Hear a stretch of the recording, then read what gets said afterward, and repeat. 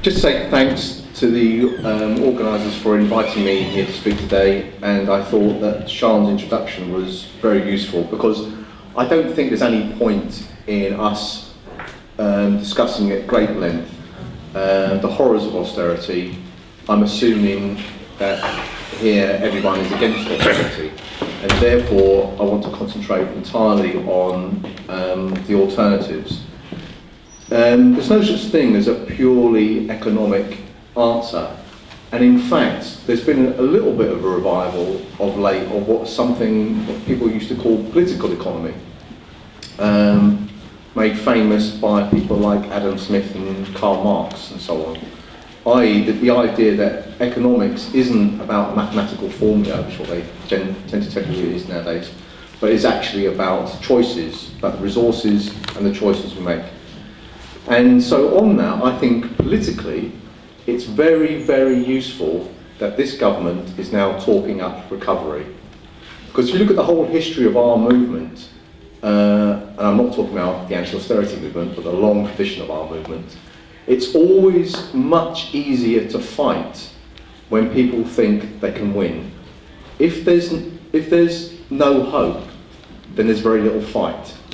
And as a result, the government saying there's a recovery, which is meaningless to most people, is actually very useful. The reason it's meaningless to most people is because the way austerity works. Austerity ultimately is about the reduction in wages and in services and in social security provision,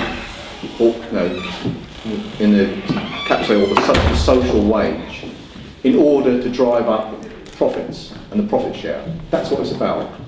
And as a result, when you have a recovery based on austerity, for a very prolonged period, you're going to have a situation where things like GDP will be recorded as somewhat higher, and actually most people's living standards will continue to fall, and may even continue to fall quite sharply.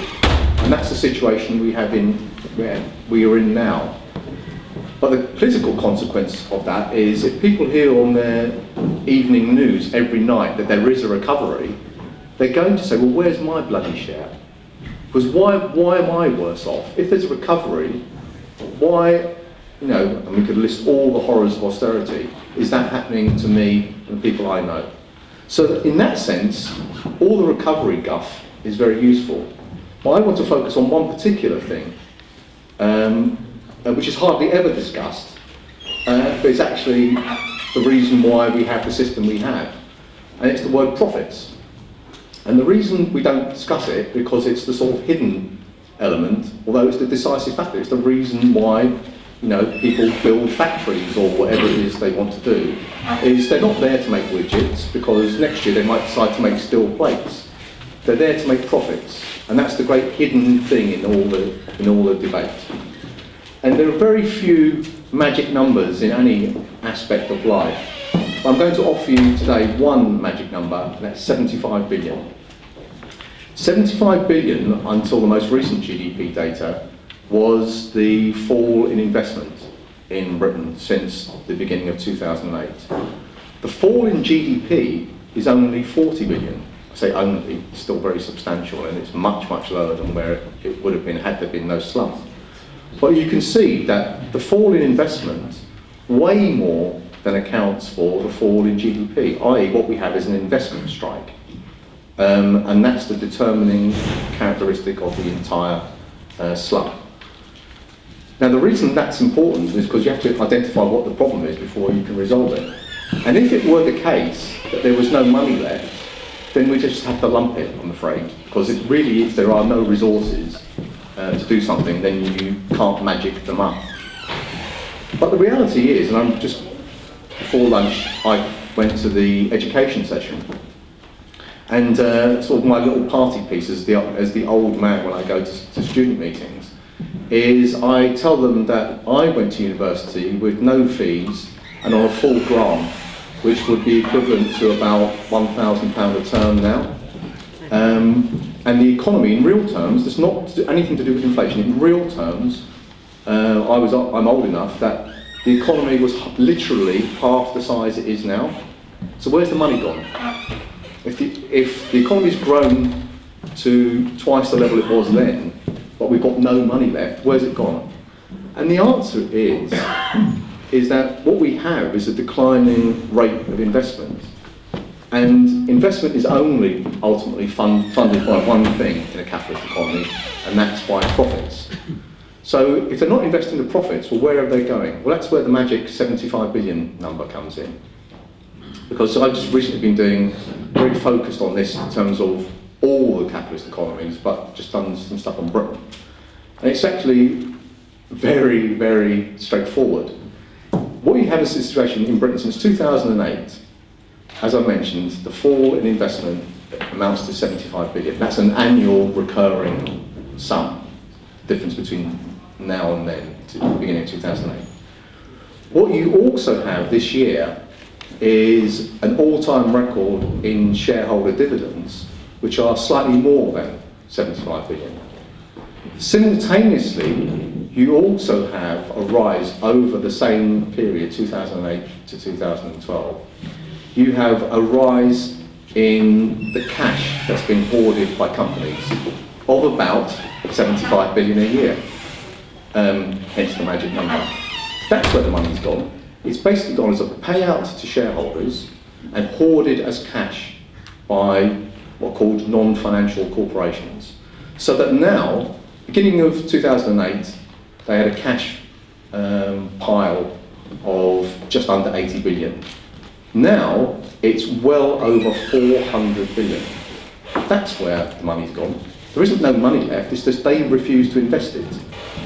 That's the problem, that's the cause of the crisis, uninvested profits, and profits that are paid out to shareholders. Now, that's the cause of the problem, but it's also the possible mechanism for resolving it. Because if that cash pile exists, like I said before, if there was no money left at all, then we'd just have to lump it. If it really was austerity, now austerity is the word we use in relation to wartime, you know, when 60% of production was given over to the war because there was a crisis of existence. That's what happened during the war period. That's when there was austerity, that there was a huge curtailment of consumption. Austerity isn't something, though, that happens when it happens only to the majority of the population, and the tiny, if you like, the 1%, still continues to enjoy record bonuses, record shareholder payouts, and a growth of a cash mountain. It's gone from a cash pile to a cash mountain. What could we do about it? Well, in the famous words, you know, in opposition to Thatcherism, there is no alternative. There's thousands of alternatives. You could have windfall taxes, you could nationalise, you could have levies, you could take direct control of industries, you could set up alternative means of production through the state. There are loads of alternatives to this, but I think the most important thing is that we register. Not only can we fight, but there are means by which we can win, and the means are there. It's just that they're never, for obvious reasons, spoken about. There's a clear alternative. Either we go down that road, or we go down to what I might call austerity in the raw, and that's Grangemouth. That's where you don't invest, you demand from the government that they invest, and you crush the workforce. So that's the alternatives we're looking at. Either we have an investment, state-led investment recovery, where the state takes some greater control over the economy, or we have austerity bred in tooth and claw like Grangemouth.